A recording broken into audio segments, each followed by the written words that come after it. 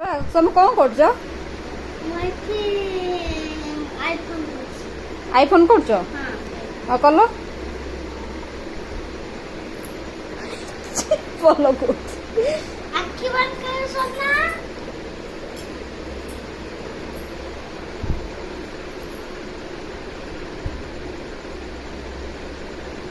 କି ଷ୍ଟିକର ଲଗାଉଛି?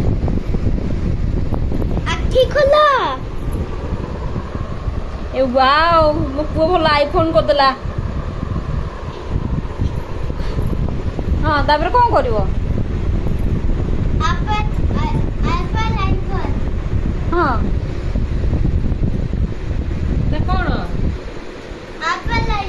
Apple iPhone.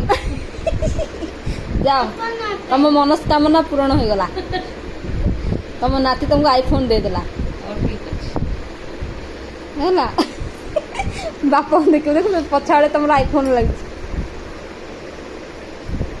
ଆଉ କଣ କହିବ? କରିଦେଲେ ତମର ଆଇଫୋନ।